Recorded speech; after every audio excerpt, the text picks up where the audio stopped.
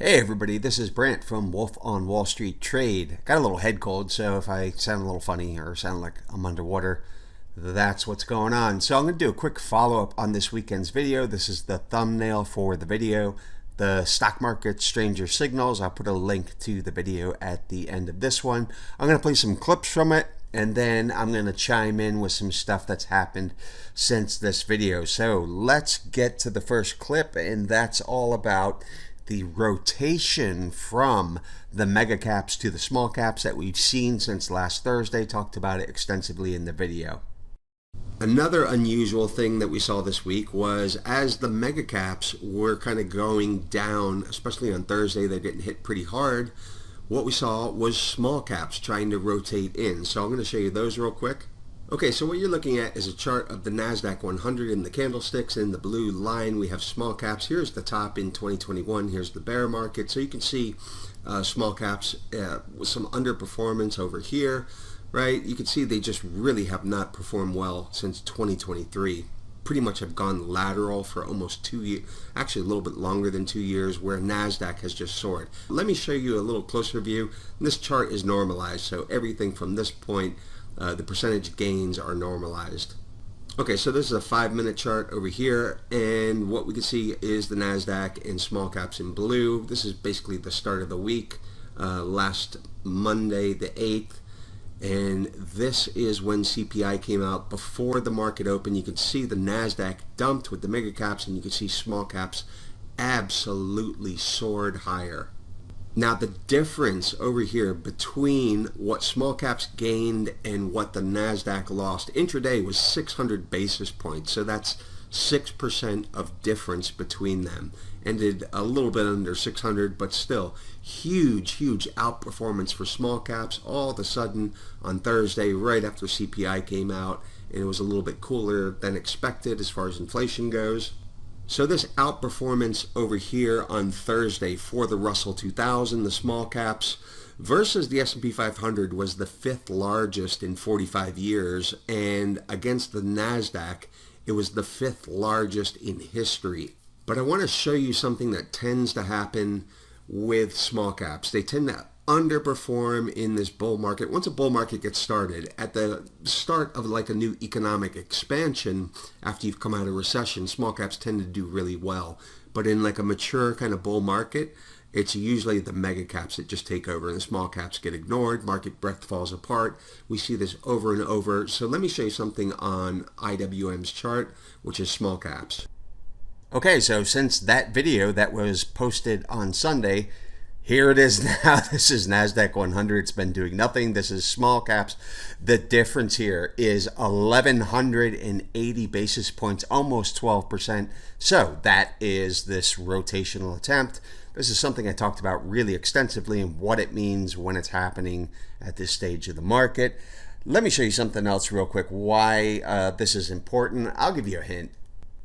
This is the hint, and this is something I covered in the video. So again, I'll link it at the end of this video and you can watch it if you'd like. But this is a 2-day chart of IWM, and this is just the underperformance of IWM or small caps, while mega caps were tearing higher over here. Very late in the game, the mega caps start to falter. Small caps try to rotate in and they fail. This is the COVID crash. This is the bull market from then. Now the whole market, S&P, NASDAQ was ripping higher here. Small caps were in this range for about a year. They had a 2-week breakout attempt over here. It failed, and that brought us into 2022's bear market. Now we've had over a 2-year range, and we're seeing small caps trying to rotate in again. So that's your hint. The rest of the information is in the video. As far as what is driving small caps, there's a big, massive rotation to value. Style factors away from growth. Growth style factors and momentum tend to be the mega caps, large cap tech, stuff like that. But there's also a large degree of short covering. Now this is IWM small caps in the candlesticks and my most shorted index in white. So the most shorted stocks, I was telling members yesterday, look, the most shorted index is leading small caps higher over here. And today, almost parabolic. I mean, it's absolutely going nuts. But as I talked about in the video, I just don't think we have the short interest or the bears that we had in November when we got 5 massive short squeezes. That chart is right here. We came down to the October lows. So the market had been selling off for 3 months, lost 500 points. The hedge funds just went nuts thinking, totally bearish. We had a measured move of 4,100 for the S&P. It hit it within 1/10%. You had all these shorts. My most shorted index was the lowest since 2018. So a lot of shorts. So we got big short squeezes all through here. But since then, I just don't think we have the short interest there. So there's no way I'm going to be able to draw a straight line here, but somewhere in here, I think we're going to start running out of shorts to squeeze. And IWM, as I showed in the video over the weekend, as you can kind of see here, it really does well when there's a lot of short covering. But when it starts to run out of short covering momentum, it tends to kind of lose some gas and some momentum. So that may be coming up soon. I also talked about the NASDAQ 100 because we saw money coming out of the mega caps and what we were looking for this week. And let me play that clip for you real quick. Here's the NASDAQ 100. It did not have a key reversal day, but look what it did. It took out 4 days of gains in one day, actually in the first 2 hours of trade. Here you can see on Friday struggling to hold on to these gains with something like an inverted hammer. So this is highs that failed to hold. A lot of times what we'll see is maybe 2 or 3 weak candles, small bodied candles inside this big red one, and then another drop. So that's something we'll be watching for, but not good price action this past week. So we got exactly what I said we were looking for. 1, 2, and number 3 small bodied candles inside the real body of this candle. The reason I was looking for this is a bearish consolidation continuation pattern. You don't usually see them coming off of like a high of an uptrend, or a record high like over here. You usually see them kind of more in a bearish trend, but it's called a falling 3 methods pattern. Let me show you what it looks like real quick. And it looks something like this. A big down day, 3 small candles inside of this real body range, and then another big down day. Sometimes it's 2 candles, sometimes it's 4 candles. It doesn't really matter. The point is they're small candles. They don't have very much momentum, and the kind of move just peters out. You get another big day down. So that's kind of what the NASDAQ 100 is looking like right now. And guess what else is looking just like this? The mega cap index. Not quite a green candle, but the same principle. And the semiconductor index, the SOX index, same thing right here. 3 small candles inside this large red candle's real body. Next up, I want to play you the clip about volatility. So I went through and showed you some unusual, those were some of the strange signals that we were getting from volatility. I'm going to update that right now. Here is the clip. Now, let's get to some of those interesting warning signs, the ones I said I haven't seen since, actually since January of 2022, just as we were getting into 2022's bear market.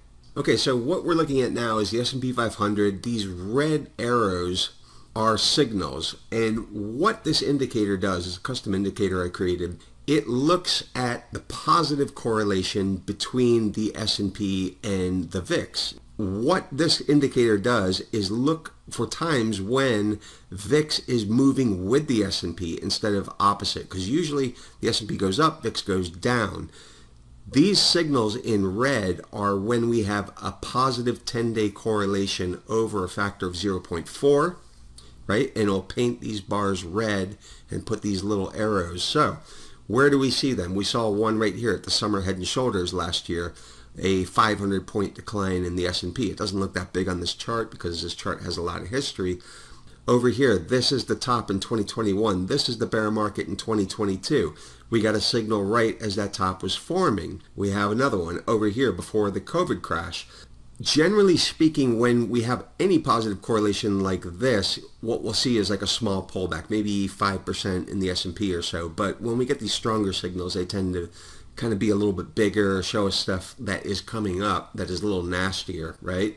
So there's the COVID crash, a 35% crash in the S&P. right? And it gives us a signal beforehand. Not right beforehand. It's not like a scalpel. It's more a blunt instrument.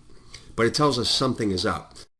Okay, and I also talked about the larger 90-day correlation signals that we get that tend to occur around major tops or crashes and stuff like that. And I'm not going for a crash, by the way, at this point, but we'll see. I want to update this 10-day correlation just since the weekend, since Sunday, what has happened. So you can see over here, it's at 0.62, which is really pretty high. Let's take a look at it now. As of today's close, 0.90. So of all the history I have on this chart going back to 2005 on the daily chart, this is the highest level that I've ever seen. And this was really crazy. It wasn't that big of a crash in the S&P, but this is where volatility shot up, or VIX shot up over 550%. Some of you may know that little episode is Volmageddon. Killed a bunch of hedge funds, literally put them in the ground. They were over. The XIV fund blew up in one day. I'll give you a closer look at that. So here's the market melt up in 2017. Here is our 10-day correlation going off. A high of 86. This was the former high. Okay, and this is the market kind of crash, but this is also where VIX went up over 500%. So we now have a signal that is even stronger than that. Last thing, one thing I did not cover in the weekend video was a kind of secret weapon we have that is an indicator. It is not based on volatility whatsoever. It's based on market breadth. And the ABI, for members, you know what the ABI is. And these yellow bars are where we have had signals. The last time, actually, I've set this one for a little bit lower signal reading. For members, you know, usually we look for a reading under 14. But I think I have this set for 12.5 to weed out some of the signals. But the last one that we got under 14 was in January of 2022, right before this bear market here started. So we have got ABI signals here. The last time we got ABI signals over here as the 2021 top was forming. We got ABI signals here before the COVID crash. We got ABI signals here before the S&P crashed 20% in late 2018, between October and December. We got ABI signals over here at that last crash I just showed you, where VIX shot up over 500%, and then back here. So we don't get them very often. We haven't had one since 2022, January 2022. And we've got those firing off recently too. So the point is, I think we're going to get into some really interesting stuff. My personal feeling is that it probably comes around tech earnings in about 2 weeks or so. Maybe earlier though. But I would say, be careful out there. I really do think we're going to see some volatility pick up. I'm going to put the link to the weekend video if you want to watch the whole thing up here on the screen. If you like this video, please give it a thumbs up, and don't forget to subscribe, hit the bell, hit the notifications, and if you know anybody who'd be interested, share it.